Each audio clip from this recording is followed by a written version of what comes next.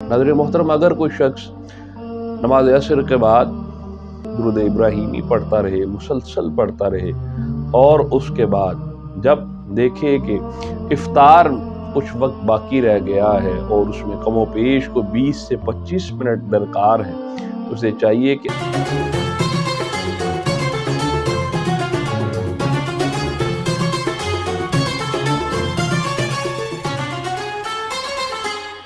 बिस्मिल्लाहिर्रहमानिर्रहीम, अल्हम्दुलिल्लाहि रब्बिल आलमीन व मा अर्सलनाका इल्ला रहमतल लिल आलमीन।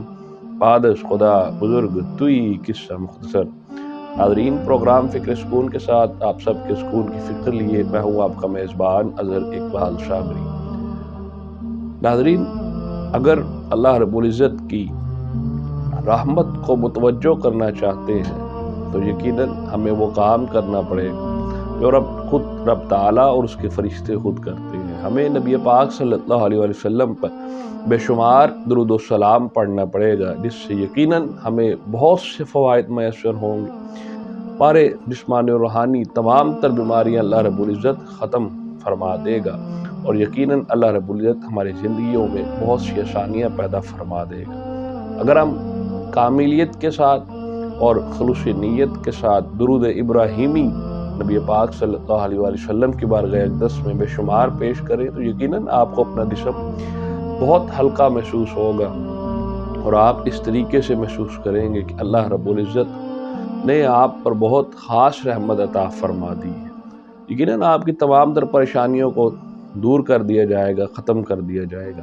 आज जो अमल हम आपको बताने जा रहे हैं इंशाअल्लाह, उससे पहले अगर आपने हमारे चैनल को सब्सक्राइब नहीं किया तो यकीनन हमारे चैनल को ज़रूर सब्सक्राइब कर लीजिए। मुझसे सवाल पूछा गया कि कोई ऐसा अमल बताएं जो आप खुद भी पढ़ते हैं इफ्तार से पहले, तो यकीनन मैं वो अमल एक अच्छे ईमान के साथ एक बिल्कुल वादा करते हुए मैं आपको इंशाअल्लाह वो अमल बताता हूँ जो अल्हम्दुलिल्लाह खुद भी इफ्तार से पहले पढ़ते हैं और मेरे नज़दीक ये बहुत कामिल अमल है और ये बहुत कामिलियत है और इससे अल्लाह रब्बुल इज़्ज़त यकीनन आप पर, हम पर बहुत सी रहमतें नाजिल फरमाता है और यकीनन हमारी दुआओं को इसी अमल के ज़रिए कबूल फरमाता रहता है। यकीनन वो सुनने वाला है, रहीम है, रहम करने वाला है।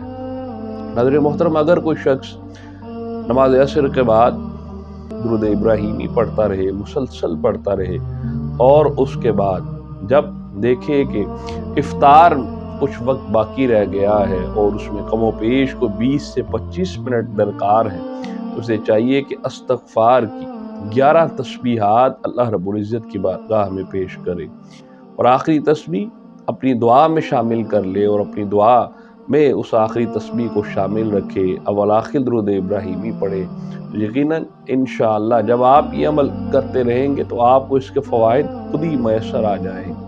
आपकी ज़िंदगी खुद ही इस्तग़फ़ार की बदौलत अल्लाह रब्बुल इज़्ज़त आपकी ज़िंदगियों में बहुत सी आसानियाँ और खुशियाँ पैदा फरमा देगा।